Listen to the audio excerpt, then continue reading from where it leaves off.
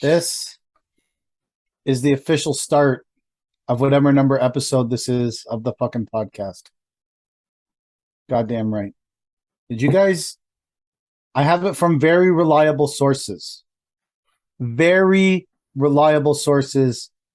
At least two manufacturers are charging a plastic mesh usage fee per skid next year for the mesh that goes in between the layers of the pavers. They want it returned. It's going to be $15 out, only 10 back. $5 a skid, plastic mesh usage fee. You heard it here first on the Not Our Finest Hour podcast. Fucking heard it here first, baby. So how many do you need to return back? Like, what if you're missing one? Have you talked to the manufacturer? Like, I assume you've got the inside.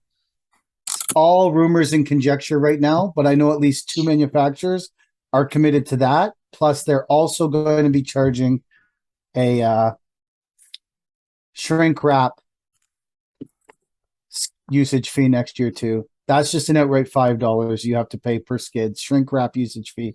They don't want their used shrink wrap back. They just want to charge you $5 for it. So there's no that's coming. That's coming down the pipeline. I didn't even fucking make that up. Well, maybe I did, but I feel it's coming down the pipeline because the squeeze is on. They are squeezing the small contractors as hard as they can. These huge multi-million-dollar companies are squeezing the fuck out of the small contractor, and I am waging a personal war against the squeeze.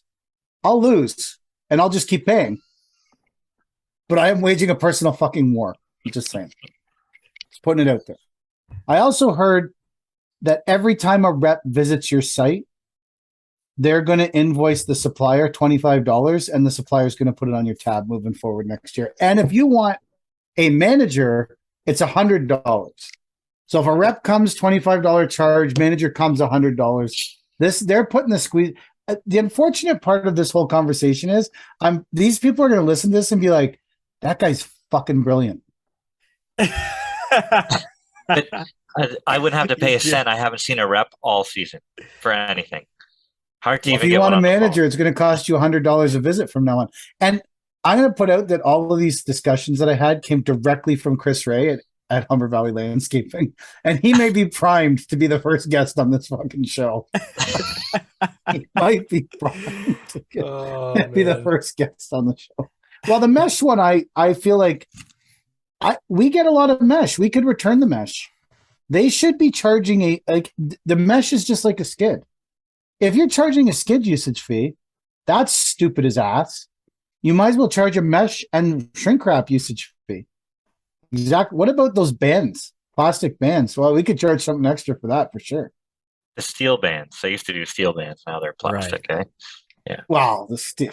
The steel band. Yeah, it was too recyclable. It was how many man hours have you spent, or someone on the site spent, folding those fucking bands, trying to get them into a nice pile so that you could do anything with them, because they're completely fucking useless and in the way all the time. I bet those bands are before Mike's time. Well, I worked at a supplier. You worked at a supplier, so and the top layer would always be rusted, especially if they've been sitting in the yard for a while. Did you ever see a new employee try and get those steel bands off? Oh yeah. They have a fucking hell of a time. Like young kids trying to get those bands off. Where are the cutters? Where are the cutters? And you take the shovel and you just fucking ram it in there. Take the shovel, smash it open, and it cuts the kid in the leg.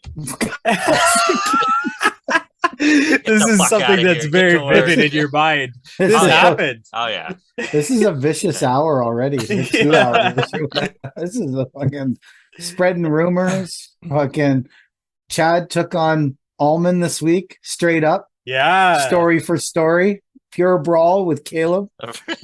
Going hardcore. A friendly match. A friendly disagreement on sod install rates, baby. You don't see that on roofer fucking Instagram. No, but then Caleb posted the story about how the skid steer was laying big roll. And I said that just blew his fucking theory out of production hours way out to lunch. So there's an anomaly somewhere in LMN. Hopefully he's got a little note there that says, that day we laid big roll, blew the whole thing out of the water. it fucked up all his production rates for the whole month. Yeah, that's it. I do think if you want to charge me $5 a skid, just fucking increase the price of the pavers. Yes. That's like it should be built in, right? It doesn't make sense. And that's the idiocy of saying that they're going to charge for the mesh when I say it. It's so stupid that they might do it because just obviously when you started putting mesh in between pavers got more expensive, right? Yes, we can all agree. Of course, yeah. Mesh is a cost. They didn't do it for free. You sure as shit know they didn't do it for free. No fucking way it happened for free. So when they started putting the mesh in between the pavers, some bean counter accountant was like, whoa, pavers got to go up half cent a layer to count for this mesh. And they went, fuck yeah, put it up half. But when they're like, we have to increase the price of our skids, they don't put it up. You know why? Because it's harder to divide it up as a line item when you mix it in. Yeah. In your accounting. Gotcha. Right? Because if you mix something, like if I am saying dirt and sod, even if in my business, I'm saying dirt and sod are together and they're $12, but someone says, how much is the dirt if we just pull it out? Or I only want to pay for, anyways, it's harder. If you pull this $5 out, it's easier to account for it as a line item. If we didn't get charged for skids, would you still return them to the supplier? Well, one day skids pavers will become so valuable, no one will give a fuck about the skid that's under them. You buy a skid of salt, there's no skid charge. Yeah, with everything else. A skid of salt is so expensive that there's no skid charge. They don't care. Like a skid of salt's $1,000, so they're like, fuck it. One day pavers will come so. Like, that's the hope you'd hope. And then Chad could burn the skids. Burn the skids. We put them out at the road and let people take them away. Not the brick skids, but like hydroseed skids. People take them? Oh, yeah. Really? Yeah. Wow. Why wouldn't they? They burn them or build fucking shitty There's furniture not a lot with of wood them or stoves something. in the condo in Toronto, Chad. Yeah.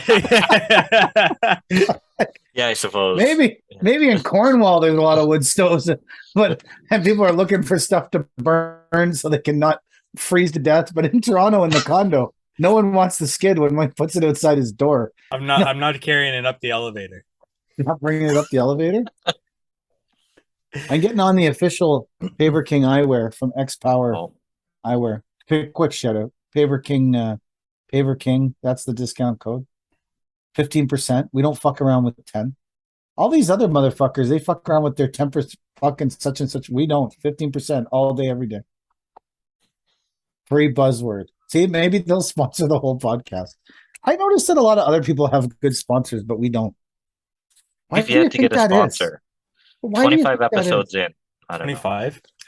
What's the threshold for you guys that we start to actively seek out a sponsor for this? I've already started. Yeah, Mike. Oh, you have? Oh, when did we beg? I might do a hard takeover of the How to Hardscape podcast account and start like begging, like on my hands and knees. We need a sponsor to keep the wheels rolling. Like really get on my hands and knees and beg some of these people. You're collecting $5 a skid. You're getting $1 million.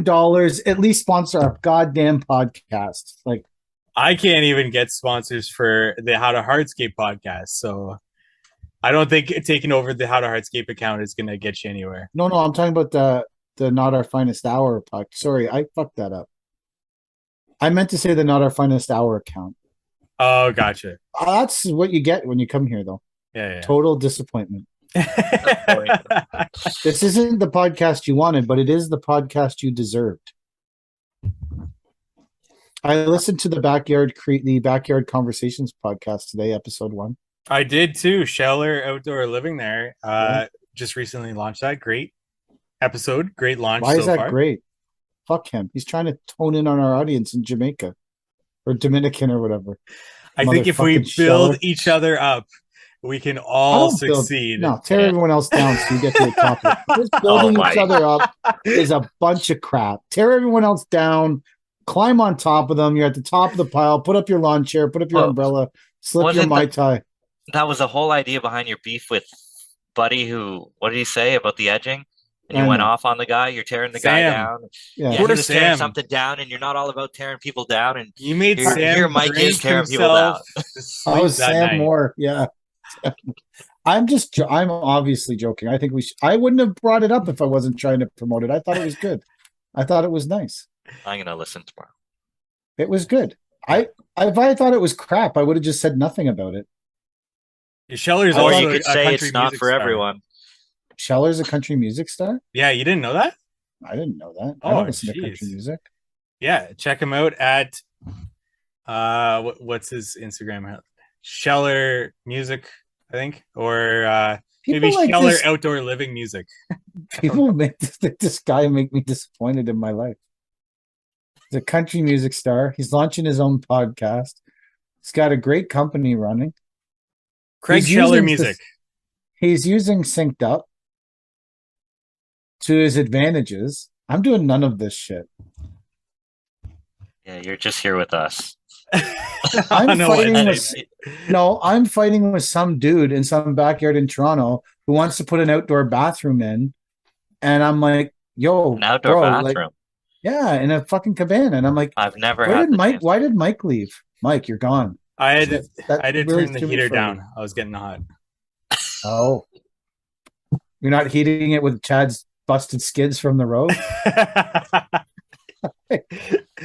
I am an hour and a half closer to you guys this week than I was last week.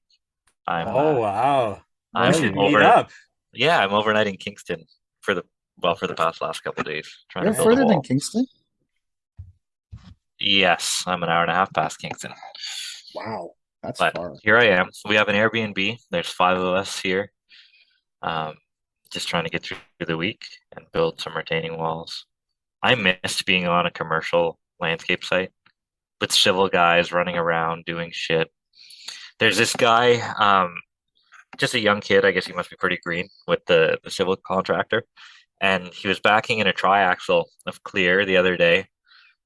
And as the truck driver dumped, the kid didn't get out of the way and buried himself up to his shorts, like halfway up his body. And I looked over and I see my guys pulling him out of the clear. What the fuck? And then they had to dig in the clear to get the kid's boots. So I'm assuming he was okay. Oh yeah, he was okay, but I mean, that's dangerous, nonetheless, right? So now I don't even know how that happens to you as a person. I don't know. He was fucking green.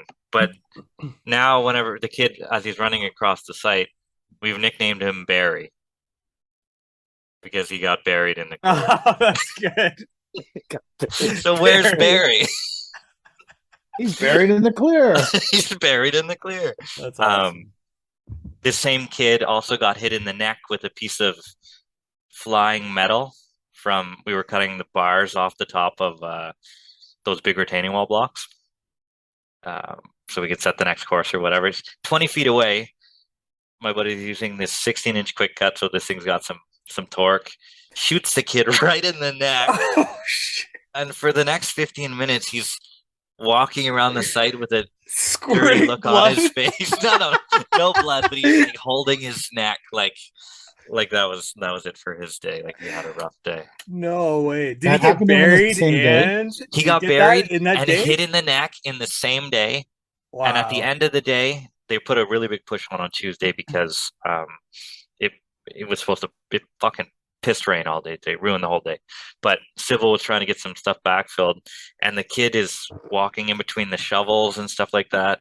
And one of the shovel operators just yells at him, told him to go sit on the wall, and he just sat on the wall for 20 minutes and watched the shovels backfill. Just completely productive. But sit on the wall, kid. Sit on the wall. Go away. The same wall that got us all covered in tar. I had tar on my face. Yeah. Why? Because they tarred the wall to waterproof it. But why are they waterproofing it? So it's a walkout. There's a retaining wall and then a walkout from the bottom with a pavilion up top or something like that. It's pretty cool to see. But anyway, I've never waterproofed a wall ever. Us either. Like we didn't do it.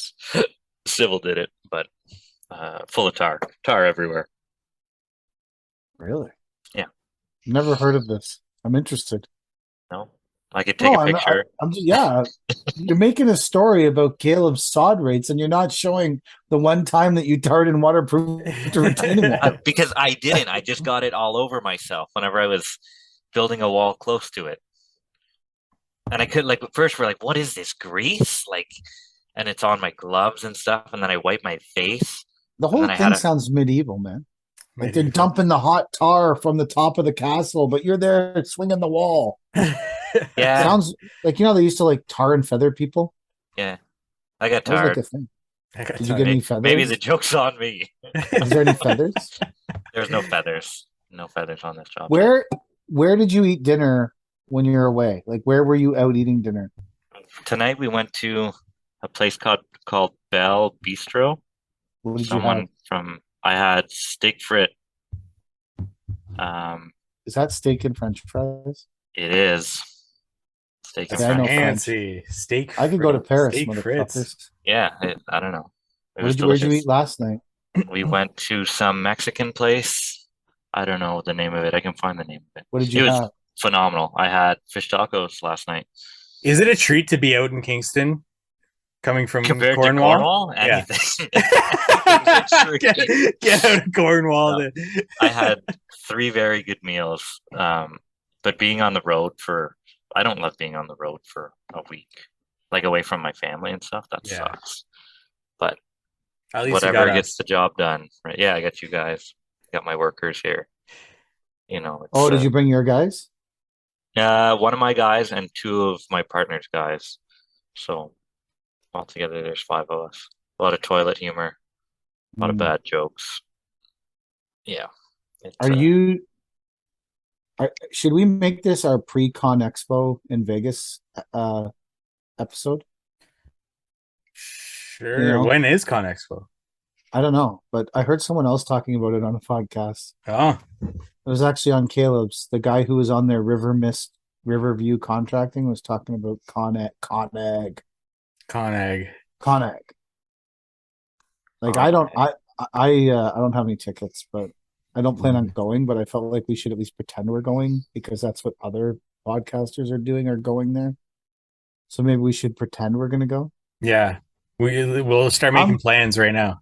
I'm pumped about it. Vegas. I've never been to Vegas. Have you guys been to Vegas? Been to Vegas? No. I went to Vegas twice. I went last time, though. I went with a group of landscape contractors. Oh, that's right. Interlock Ian. Is that the time? No, we did not. No. I went with Andrew from Whitby Shores, Jordan and Derek from DPR, Chris Ray from Humber Valley, Chris Arntz from Arntz, the landscape supplier, obviously, and we went with the Shelfoon, who's been missing in action for 12 months, but we went with Shelfoon from Landscape Rehab as well. It was a good trip. Had a lot of fun. And Zamco met you down there, didn't he? And then Zamco came to the Super Bowl party we were at. We went for the Super Bowl.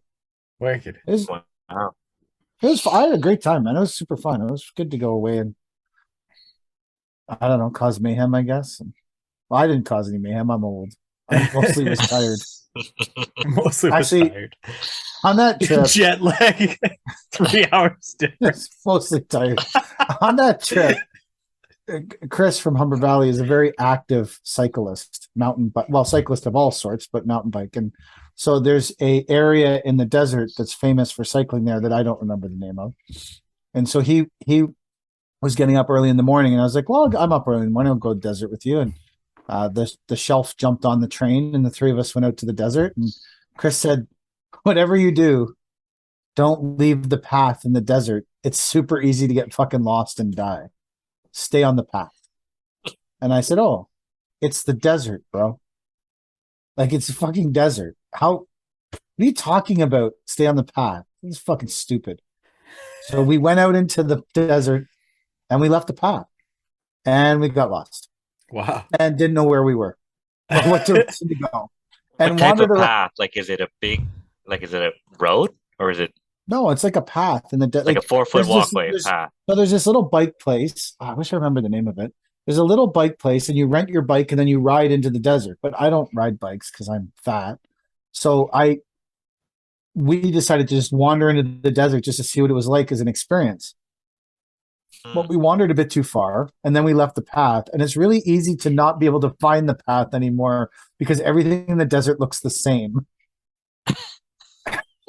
And the mountains and hills all look the same. And so we got lost for like an hour in the desert. And then I realized I was wearing jeans and running shoes and had no water. All of this was very poorly planned. But we did find our way back. And then we ended up in some dude's backyard because his backyard was the desert. And then we walked up the side of the house and we got back into the little community where the bike riding thing is. And then Chris got back from his bike ride and we pretended that never happened. And we were just basically hanging out at the bike place the whole time. Oh man. Can we go back to this outdoor washroom thing? Did we? Oh, so I was like doing a bathroom in a cabana is like to me one of the worst things you could ever do. Okay. I've done it once in my life, and I was like, I'm never doing this. Like, because you have to get the sanitary into the house. Oh yeah, science. So I'm looking at the drawings, and I go, "Yo, bro, like this toilet is on the far end of the cabana, as far as you could possibly be away from the house, where the grade is diving. You got to go down." And I said, "Where is it tying into the house?" And the guy's like, "Why would it do that?" I'm like, "We're in Toronto. We're not going to build a septic bed here, bro. And I don't know what happens when you flush the toilet in your world, but this needs to go somewhere." And so I'm trying to just do the excavating. I don't want to do anything else there. It's staying in the best. This is a job I don't want. I walked up. Someone else had abandoned the pool. The fucking gas meter was like literally 3/4 buried in the ground. Like, Wow. that's a bad vibe. Then there was this whole indecision about the toilet in the cabana and no one knowing where the sanitary was going to hook into the building or if the basement was finished. I'm like, you're going to have to rip up half the floor in the fucking house. Wow. You have to bury the pipe. Like,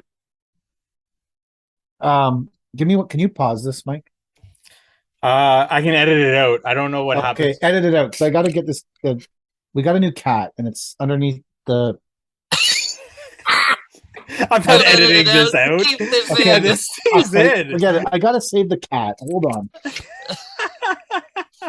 It's gonna chew through the cords. His mic is gone. We went through the first like 10 episodes. Terrible Mike, and now that cat's chewed through his mic. Come back. I want a screenshot of Mike with the cat. Right. Can you take screenshots with this thing? I don't know. I have no idea. I don't know. I think they can't. Probably for blackmail. I didn't see Mike being a cat guy. No, me either. I feel like you have to edit this out.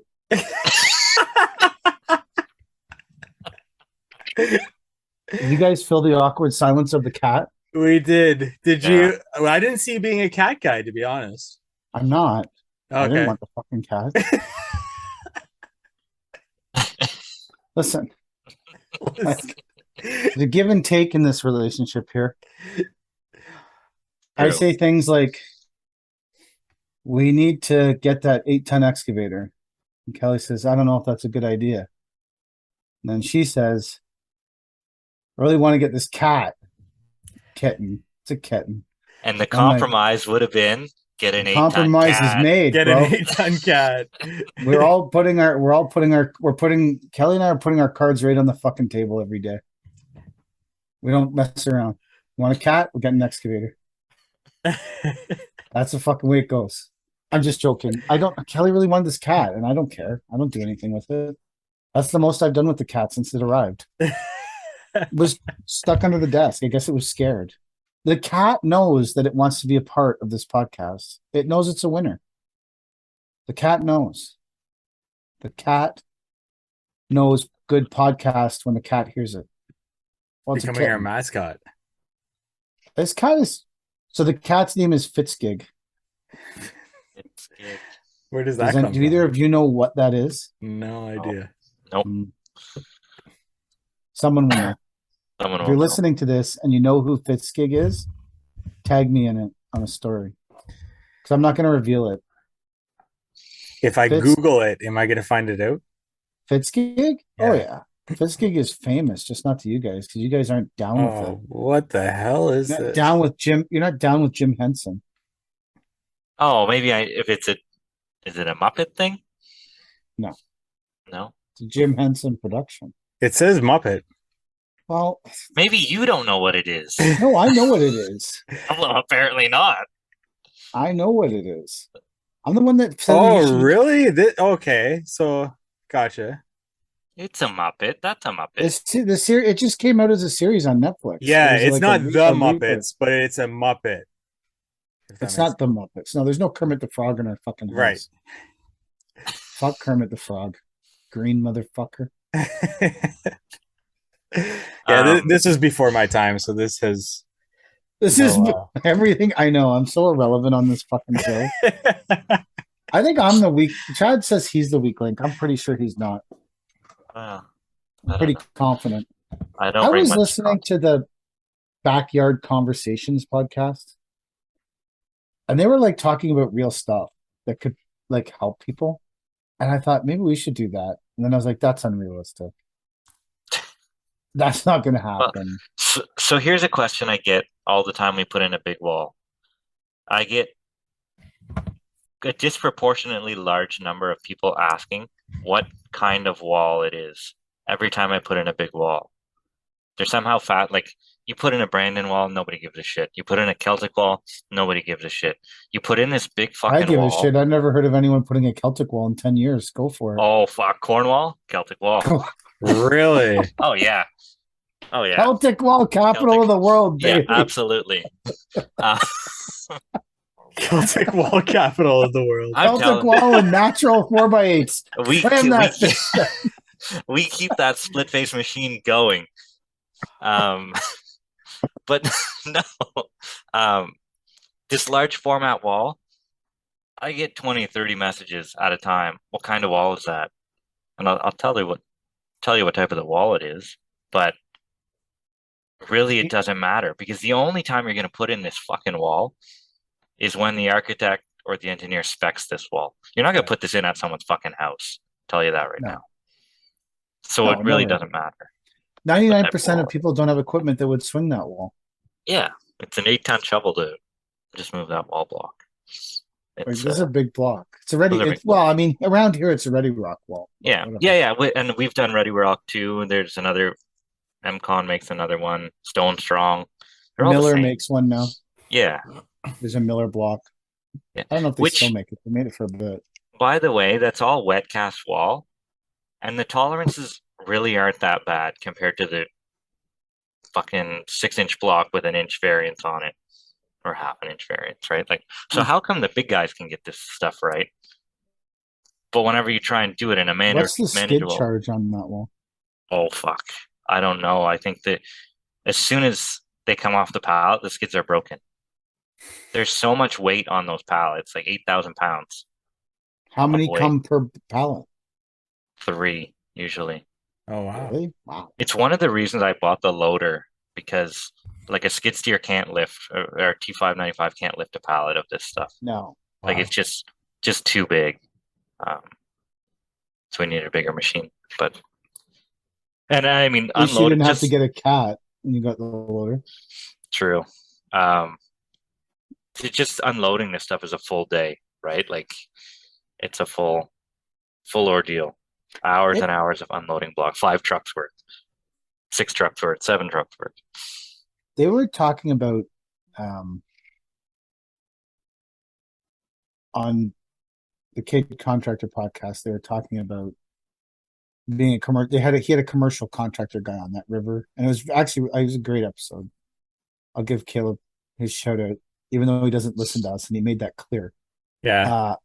On multiple occasions. I don't listen to this podcast, but They were title talking of about, this episode will be Caleb. We know you listen to this episode. Oh, that should be the title. We know you're listening, Caleb. Yeah. Oh, 100%. That should be the title of it. That needs to be the title. Caleb, we know you're listening. Caleb, the truth is out there. That's just Caleb, the truth is out there. That should be Caleb Ahmed exposed.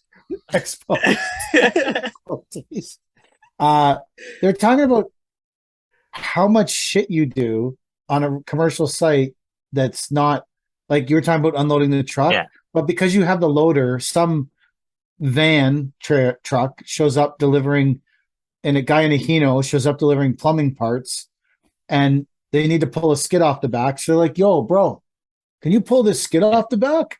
And if you don't do it, you're an asshole. You're an asshole. Yep. You fucking asshole won't pull the skid off. Sorry, you came unprepared, bro. It's not my problem.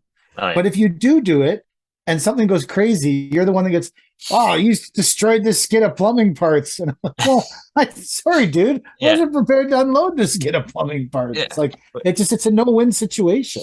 Yeah. We got asked to move propane cylinders around today. Who the fuck is what's your insurance going to say whenever something blows up? Because you were moving fucking propane cylinders around that you weren't supposed to be moving. Wow. Just, I don't know. Welcome to commercial contracting. At our yard, the shop is not insulated or heated. It's a huge building. And somehow this like fucking, I mean, it's like 10 by 10 by 8 feet tall heater showed up from United Rentals. And I'm in the shop on Sunday, and the guy says, yeah, I'm going to get a 100-pound propane tank and hook up the heater. I was like, bro, what are you talking about? He's going to run that thing for 12 minutes. You need to hook that up to a natural gas feed. That's going to cost you $2,000 a day to run that heater. That thing needs to go out of here. Or you can run it till you're bankrupt and I'll buy the shop. Is that all that's all to save the DEF cube from freezing? It's all to save the DEF cube. The DEF cube is gone. It's gone. Oh, wow. The DEF cube got emptied. And the cube went away. We're gonna get it back because I actually kind of liked it. I like the convenience of the pump. The pump was kind of cool, but it can't stay for the winter because we have no heat. And I don't either. The guy that owns the shop is going to bankrupt himself with this ridiculously stupid huge heater, or he's not going to heat the shop. And I'm hoping he goes with don't heat the shop because, and so then it'll freeze. So we didn't. Yeah, the DEF cube is gone. Out the door. No more DEF cube for now. Well, it will return. I liked it. It was only $28 a month. My God, I used to have a budget of like $75 a month on pepperonis from gas stations. Before you turned vegan. Well, that's what I put into my CRM. $75 a month on pepperonis. That was the cost per month. You got to be real about your numbers, boys. Then you cut the carbonation. Mike's the numbers guy. I need this numbers thing. I feel like I need the numbers thing. When is your program coming out? Mike, you've got the spreadsheet, man. I don't want the spreadsheet. I want the software. The software is coming. When? I'm hoping by the end of the year. I don't want to sign up for someone else's shit because we do this together, this podcast. And it would make me feel horrible as a person to get someone else's crap. So, like, I need yours. When is it ready, Mike? It's coming by the end of the year. But there's I can not go bankrupt before the end of the year. The other features, like we were talking about last week, like time tracking, an app for your phone, these things will come in like 2023, maybe by the end of 2023. Right now, the software will encompass what the spreadsheet does, just in a more efficient manner. I'm all about efficiency when it comes to spreadsheets. That's why I don't even use them. Blank, easy to read, filter through them fucking quickly. That's why. I seriously feel like we've had some deep discussions amongst the office staff after the arrival of the cat, and the office staff Is the cat going in the budget? Yeah, probably.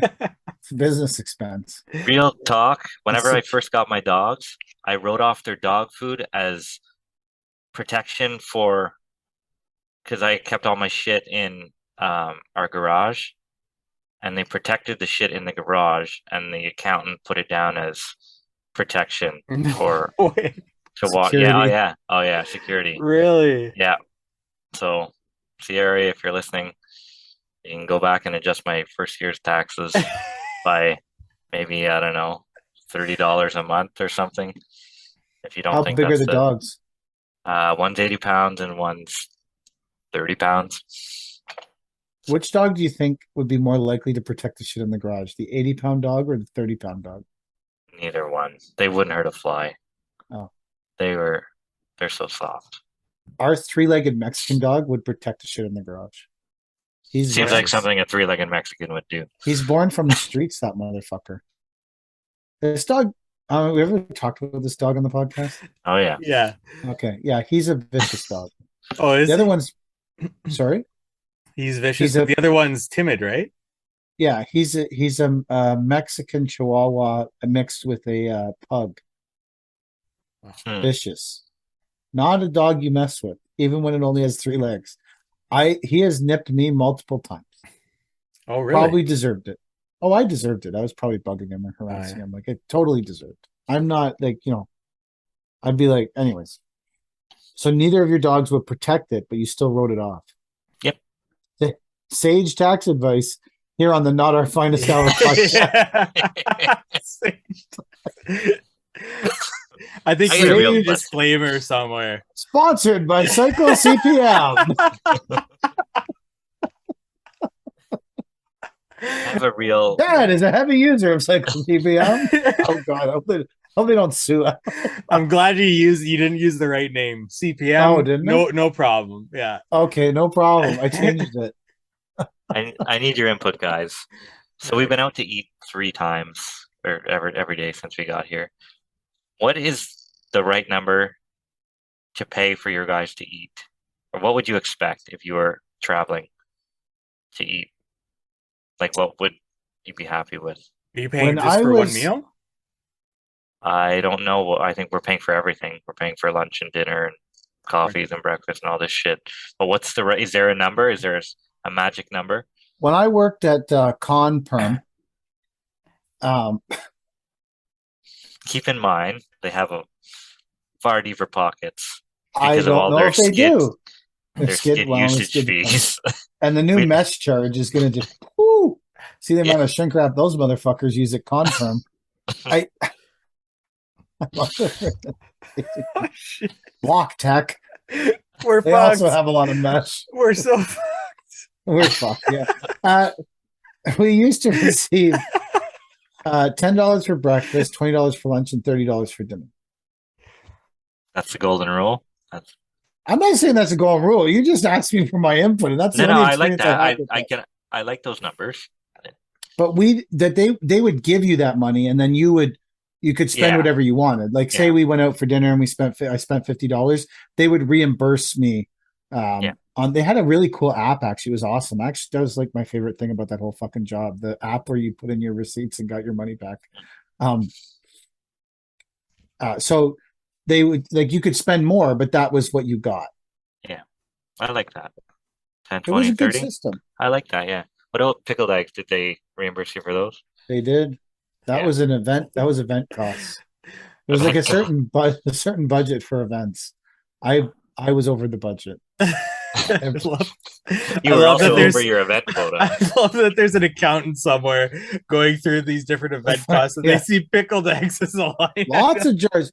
Pickled eggs were popular, man. A lot of jars of pickled eggs went out the door.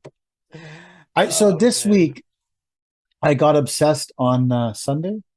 Sometimes I get like super obsessed with things, and I got obsessed with the fact, like, I save every story I've ever made on Instagram in my highlights, which they say is a bad thing to do because people don't like that, but I don't care. It makes me feel better about having created it to save it. So I've saved every story I've ever created since the stories began on Instagram and you could save them. But they were all these like random pictures of the first story. But now you can edit it and like make it an actual picture of your choice, which makes your page look nicer. So I started doing that on Sunday obsessively because there's like I think I'm up to, so they hold each one holds 100 stories and I'm up to like Paver King 28. Like 2,800 random garbage stories of nothing that I'd say. Mostly, I would say of the 2,800 in the Paver King story series, at least 1,500 of them are just hose shots of other people's jobs. Oh yeah, you're a catalog of other people's jobs.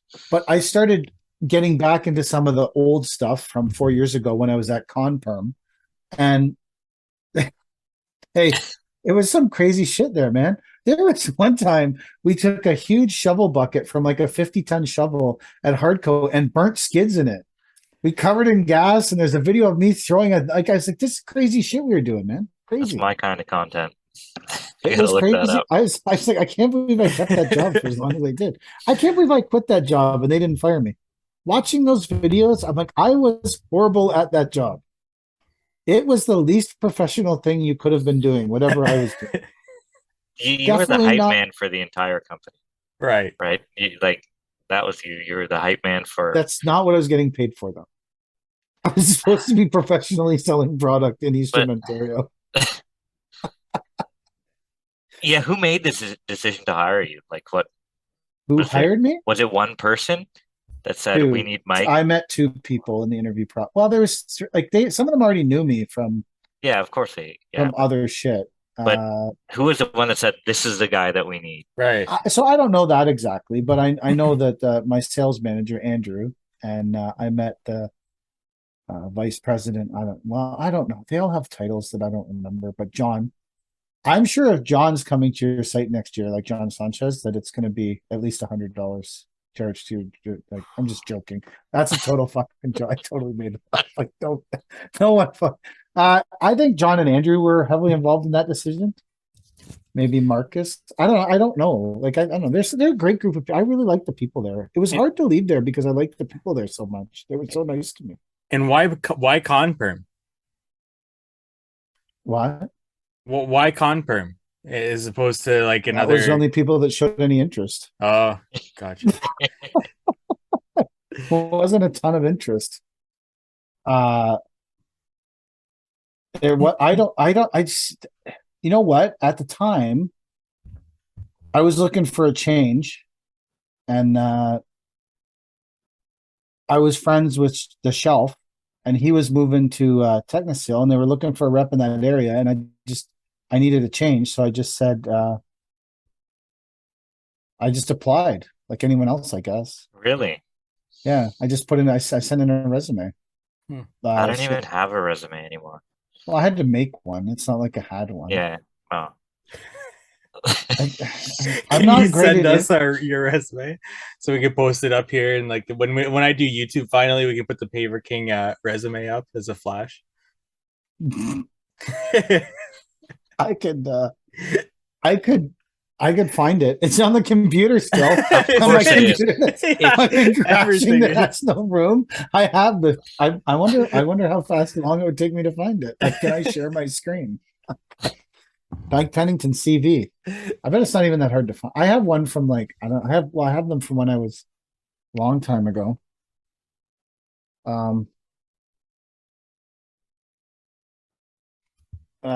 Sorry, I'm trying to organize trucks for tomorrow. It's getting in the way of the end of the season. So I to conclude the stupid washroom job. So there's nowhere to get into the backyard. It's like literally 3 feet. The gas meter is half buried in dirt. There's a armor stone retaining wall on one side of the 3 feet. So it's like the shittiest access ever. It's in Toronto. They want us to rip up a concrete patio, dispose of it, and then originally it was a bunch of trenching. And this bathroom no one had accounted for, but was clearly on the fucking drawing. So I priced it like super high, going, yeah, I don't want anything. And there was a pool. There's a pool half in the ground, sticking out 3 feet of it are sticking out of the ground on the back end. It's buried too deep on the front end. It's clearly not squared to anything. that I can see by eye, and the liner in it is 17 different liners glued together. Like, I'm gonna make a video of this tomorrow and tag you guys. It's so fucked up. I gotta see this. I looked at, and it's people I've never met before. I don't know these guys. It was actually a recommendation. Some other contractor from up north recommended us. So I'm looking at this thing and I'm like, this is the epitome of shit I don't want to be involved in. Right. Like, this is a huge combination of crap I don't want anything to do. But we don't, like I've said the last 2 weeks in a row, like we have nothing to do. So I was like, whatever, I'll price it. It's probably better than everyone standing around at the yard staring at the sky in the rain. Is what we did today. So I priced it and I thought there's no way these guys are going to hire me. Like, I think I priced it at like $1,000 a bin. So I want to do this job. Fuck it. So and Kitchener rates. They text me back immediately. Can you start on Thursday? I'm like, motherfucker. I screwed this up. After 35 years, I still can't overprice something to the point where they don't call me. So we're starting it tomorrow. Wow. Buggy's going and the E20. So then they call me back. I'm driving to soccer last night. They call me back and they say, we changed the format of the excavation under the cabana. I go, oh, okay. What are you doing now? It's supposed to be like a trench and a poured wall with a bunch of rebar in it. And they're like, we're just going to dig out the whole thing 4 feet deep. I'm like, bro, it's 300 square feet. Just excavate it all 4 feet deep. I'm like, what are you doing with the dirt? It's like, we're just going to keep it in the yard. And then old Mike would have been like, hey, bro, this is 50 yards of dirt. 45 yards. Yeah, that's without a fluff. It's 45 without a fluff. Right. Right. And then you fluff it, you're like 50, 55 yards. Easy. Might be more. Oh, yeah. Like, it could fluff 30%. Like, so I'm like, bro, this is like 50 yards of dirt. He's like, keep it in the backyard. I'm like, okay. Because old Mike would have been like, this isn't a good idea. Because once you build the cabana, there's no way to get this dirt out of the fucking yard. But then I was like, new Mike was like, that's not going to be my problem because I'm not doing the landscaping here under any circumstances. If they call me for a price, it's $1 million. Wow. So tomorrow we're going to go and dig essentially a pool beside the pool. Yeah. And hopefully they don't listen to this podcast. I don't think they do. Okay. They wouldn't have hired you to begin with. I mean, hey, that's not true because you've gotten jobs from this before. Oh, that's right. But the thing is, if they hired me, I was low. So even if I'm on here saying that I think I'm expensive, these people are like, no, you're low, bro. Right. Because they had 2 other prices. Wow. So obviously my price that I thought was really high was low.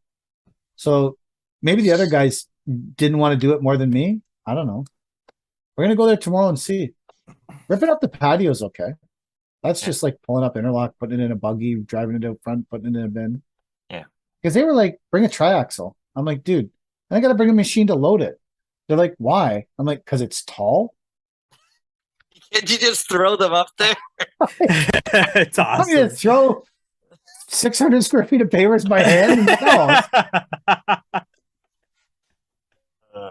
So I'm at this meeting. I'm trying to get jobs, right? So I'm going to all these meetings, which I haven't done in like 2 years. I'm at this meeting and my phone rings and it's Christy.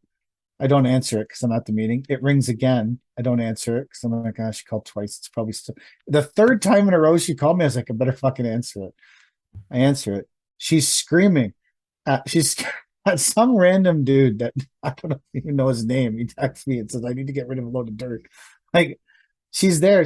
This motherfucker hit my truck and wrecked the tarp. And she's losing her shit, screaming at the guy. And I'm like, whoa, I'm at a meeting. I'm not saying this isn't important, but I can't talk about this right now at the meeting. And she's screaming so loud into the phone that the guy I'm standing beside is looking at me. I'm like, woo, first impressions. Can't ever get those fuckers back. Still got the job, though. Still got the job. Wow. Nice. Yeah, because he hit. What'd you do about the tarp? The fabricator guy hasn't been in yet, and it still sort of works. It's not. It's too cold in the shop, so he hasn't been in. So it still works. And the guy did text me an offer to pay for it. So I'm just going to get the fabricator guy to bend it. He's good at, I ripped the tarp off the other truck twice in 1 week and he fixed it both times. So How I did got he? physically, How did he hit the tarp? The tarp's on top of the truck.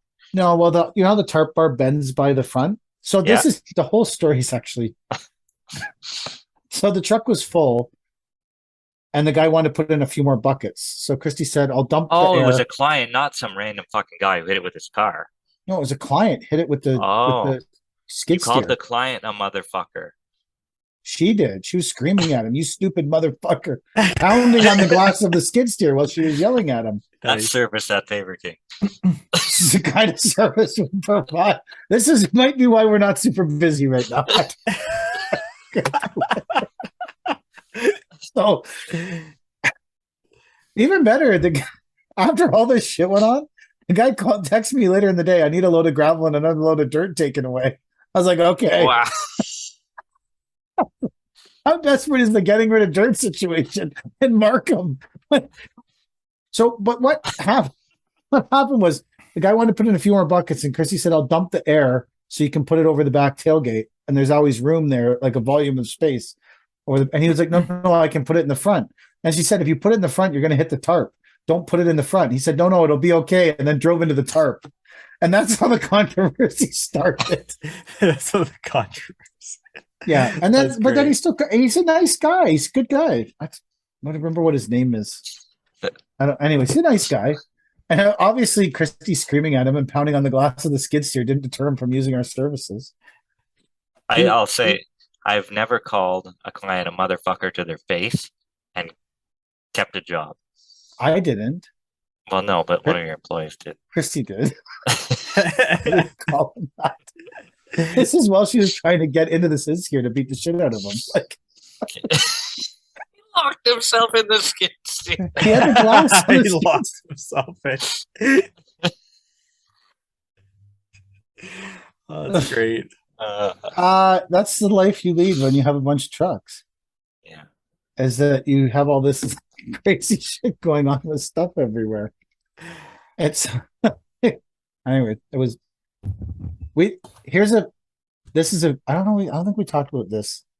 So in the summer, there's like all these bin broker guys who like broker bins. And in the summer, this guy brokered a bin for Cody to go drop off. And we might have talked about this part of it. And she went to drop it off, but there was someone else's bin already in the driveway.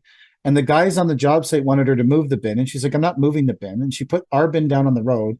And then they started giving her a hard time. So she said, "Go fuck yourself," and hooked the bin and drove away and left. Of course. What else would you do?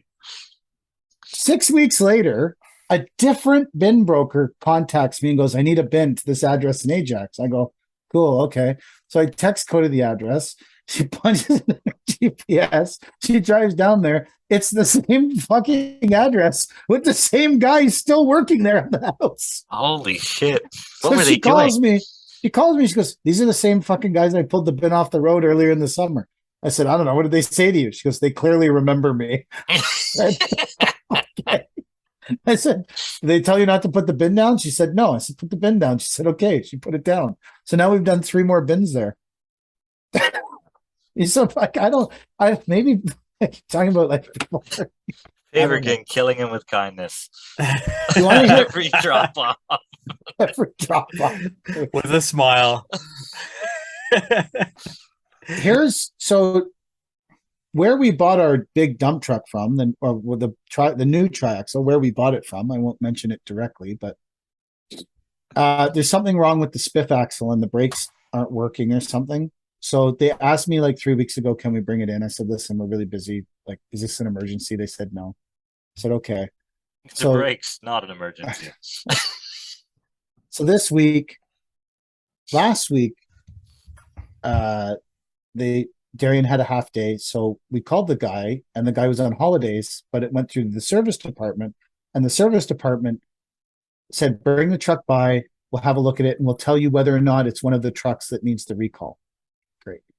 So Darian takes truck down there, they look at it, they're like, "Yeah, this is one of the ones that needs the recall." Darian says, "Okay, when Rob gets back, the salesman we deal with, We'll call him on Tuesday. We'll set up an appointment. Mike's already talked to him about what has to happen. It was supposed to go to this shop in Oshawa for 1 day to get this problem fixed.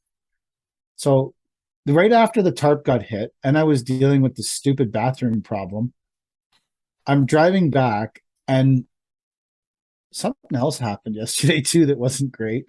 And this guy calls me and says, yeah, we scheduled your truck. It's got to go to Brampton for 3 days to get this problem fixed.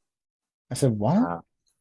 Why would it go to Brampton? The truck's in Oshawa. The other shop was in Oshawa. Why would it go to Brampton? They're like, well, the PO's already been released, so it has to go to Brampton.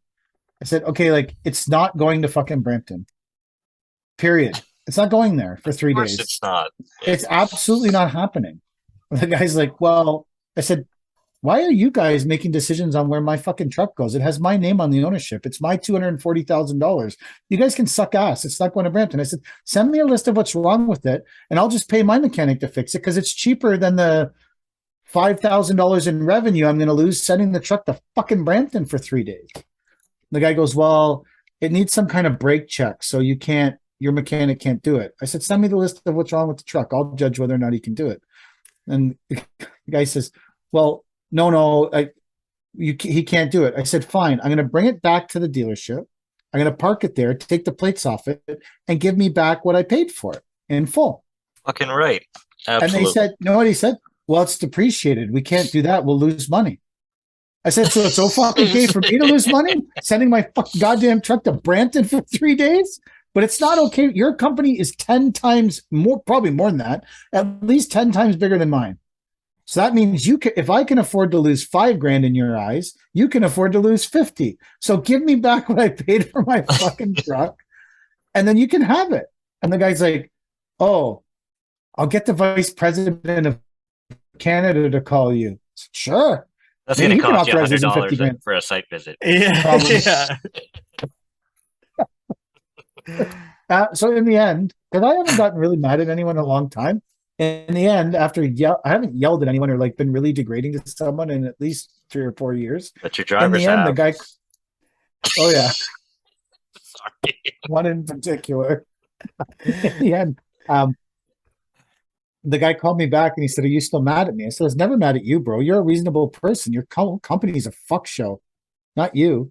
And he goes, "Okay, I made arrangements for the truck to go to Oshawa for 1 day. Fucking perfect." Yeah. Why couldn't it have been that easy from the start? Well, it should have been. Why would you send a truck from Oshawa to Brampton? I'm like, it cost me $100 in fuel to drive to Brampton, plus the guy's wages, plus $100 home. Like, the truck doesn't move around for free. I don't teleport it to Brampton. It doesn't like fly there. It has to drive there. Like, you should be able to service it where you bought it, right? Like, I don't understand why it has to go so far to get service. Because big trucks are like, because they don't put the body on it, and then International is not actually an authorized Allison dealer. So when you want to get something done with the tranny, you have to take it to Freightliner. It's all these big trucks all come from different places. Like your truck's probably got now International is a Cummins dealer, so they can fix your motor if you wanted. But the Allison tranny, I'm assuming it's an Allison in your truck, the new one. Yep. So if you needed that scanned, you'd have to take it to like a Freightliner dealer. That's an actual Allison dealer. Yeah, they won't have the software to scan the tranny. And then something went wrong with the box, and the dump body got put on the truck in Guelph. So I call International. I'm like, hey, I can't remember what it was. I'm like, this is wrong with the box. How much can go wrong with the dump box? I don't remember. It was something. It was like some valve on the air release for the tailgate or something. I don't remember exactly what it was. But I called them. I'm like, hey, this is fucked up. They're like, yeah, no problem. Just bring it to Guelph, and we'll. Oh no, it was something on the PTO was loose. Because the people who put the box on put the PTO on for the. So I said, hey, there's something wrong with the PTO. It's leaking. And they said, no problem. Just bring it to Guelph for a day and we'll fix it. I said, what? Like, bring it to Guelph for a day and we'll fix it. So I called Brad. I said, Brad, how much is it to fix this thing? He's like, I don't know, like $200. I'm like, fix it. I'll just fix it. Absolutely. Yeah. But it's a squeeze. See? Another big company putting the squeeze on the small guy. I'm all about fighting the squeeze play now. That's why I freaked out on the people who we bought the truck off of. National Inter. But the thing that really screws me up about it is in Oshawa, it takes 1 day to fix the truck. Well established in this whole thing going on. In Brampton, it takes 3 days to fix the truck. Is that because they're cutting the key and putting a fucking GPS tag on it so they can come steal it later? What the fuck do you need it for 3 days for? Like, yeah, that seems excessive. It's very, it was, in my eyes, it was very excessive. I was very angry about the whole situation. Well, I'm not as angry now. It was a good venting. Clearly you're over it now. Totally over it. Same as the guy who needs the gravel and the dirt removed. Uh, That was a that was so that we're starting the excavation job tomorrow. Nice. So we'll see how it goes.